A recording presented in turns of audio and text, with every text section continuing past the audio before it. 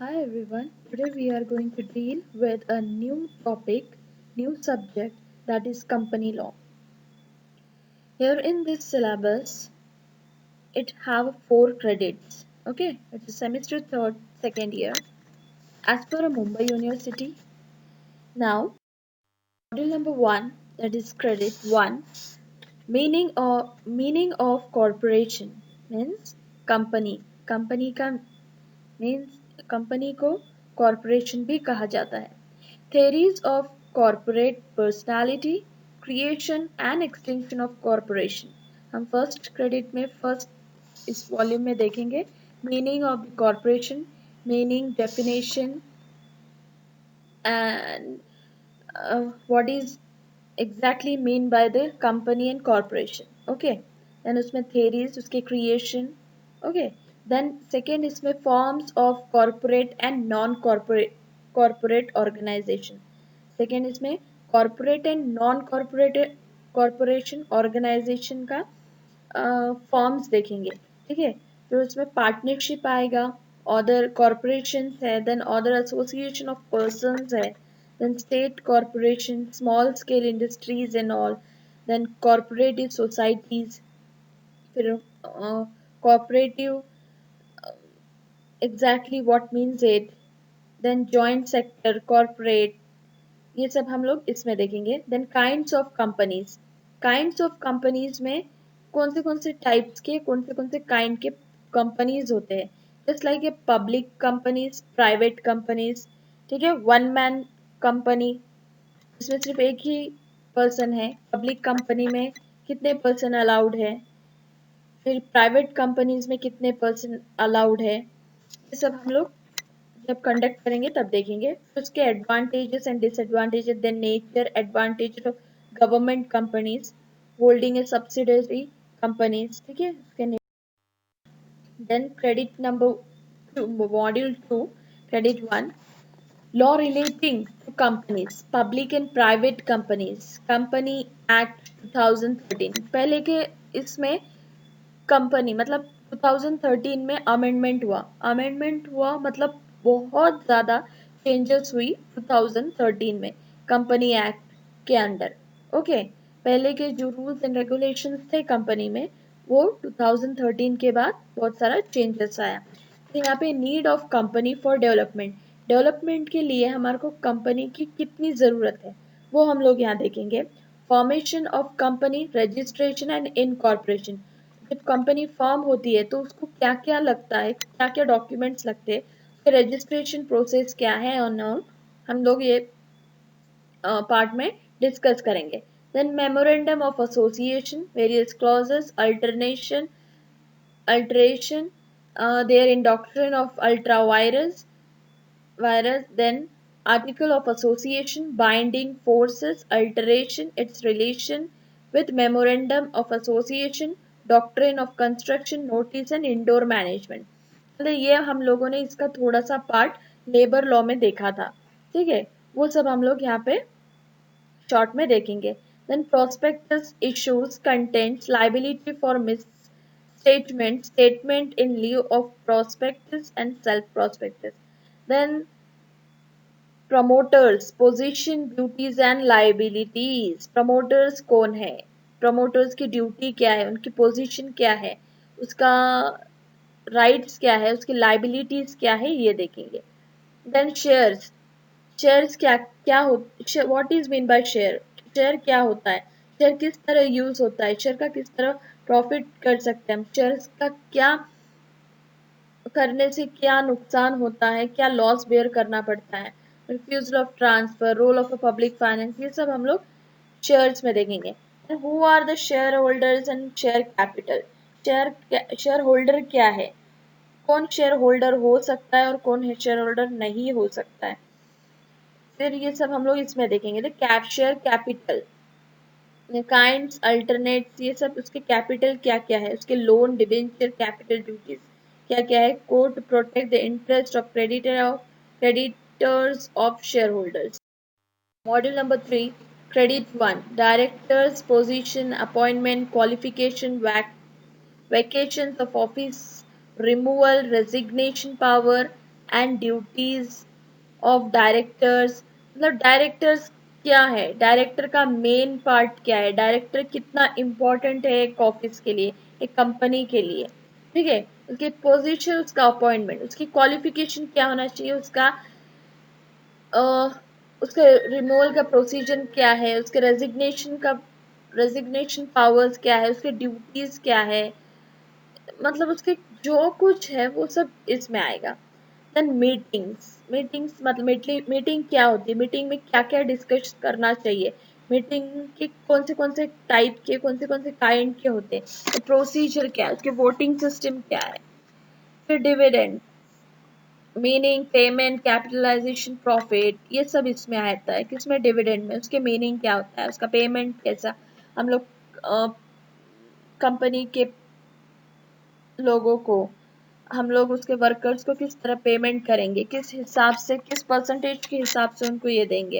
यानी कैपिटलाइजेशन क्या होगा, उसका प्रॉफिट कैसा होगा, प्रॉफिट होगा तो वर्कर्स को क्या बेनिफिट होगा, वो सब इसमें। फिर ऑडिट एंड अकाउंट्स, उसके ऑडिट एंड अकाउंट कौन मेंटेन करता है, कि क्या होता है, ये सब। ये हम लोगों ने इसका शॉर्ट फॉर्म लेबर लॉ में देखा था, कंपनीज एक्ट के अंदर। Okay, borrowing powers, then debenture, majority powers, then prevention of operations and mismanagements. ठीक है, who can apply powers of the company, the court and the central government.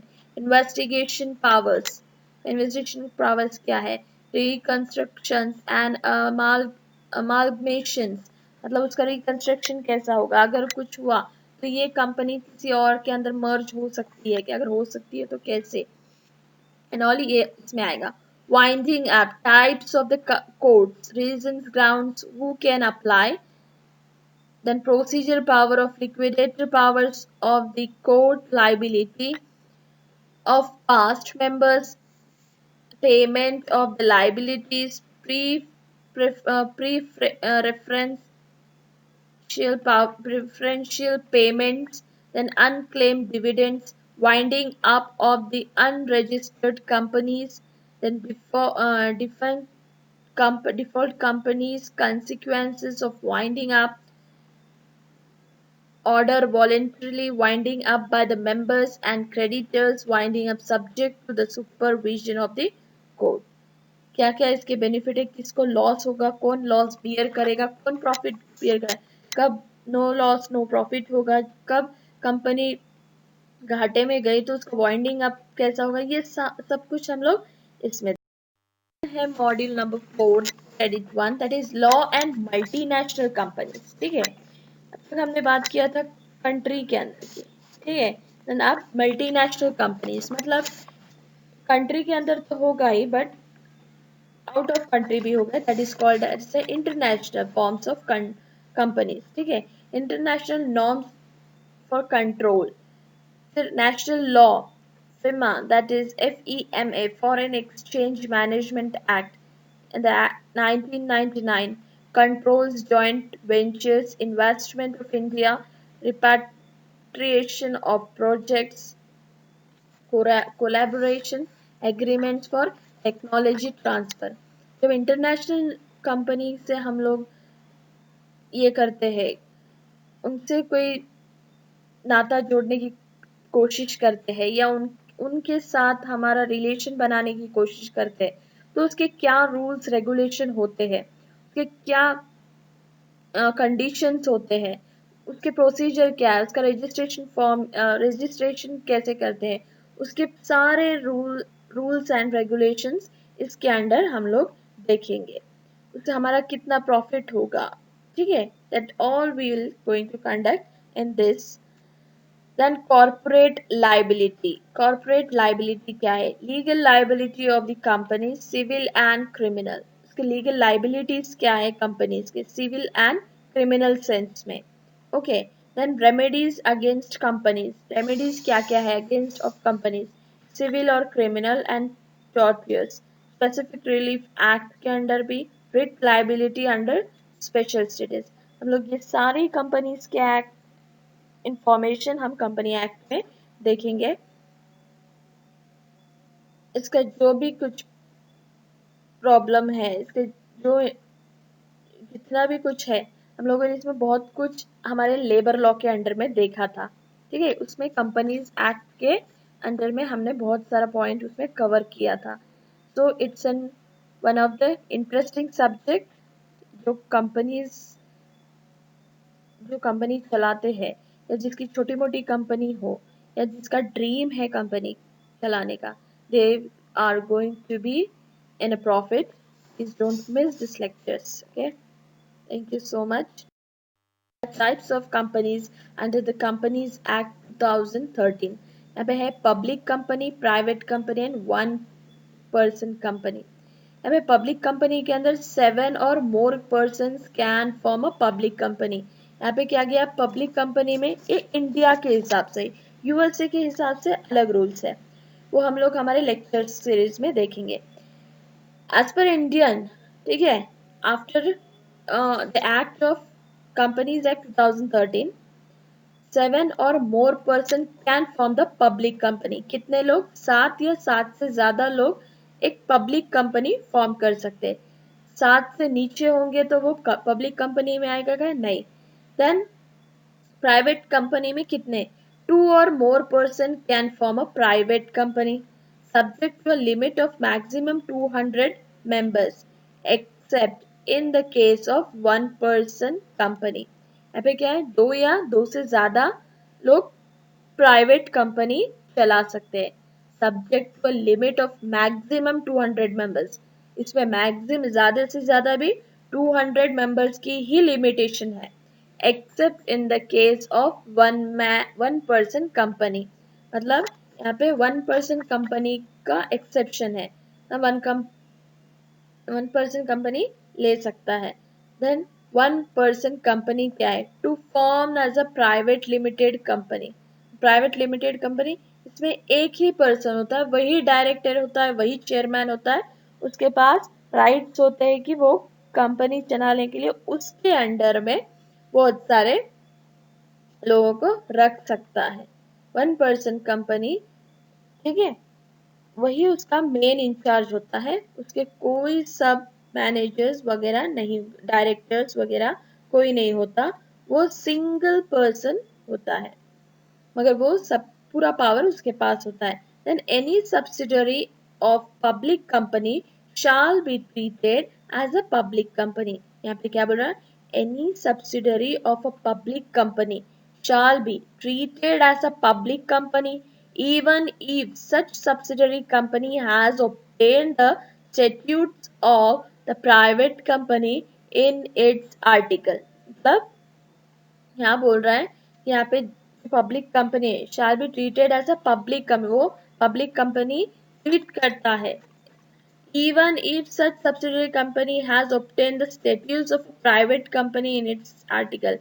अगर कोई यहाँ पर प्राइवेट कंपनी का आर्टिकल ले रहा है, ठीक है, तो भी वो क्या कंसिडर करेगा? Public company. Right to transfer its shares is restricted. मतलब इसकी जो राइट्स है वो शेयर करने के लिए इसके रेस्ट्रिक्शंस है, प्राइवेट कंपनी है।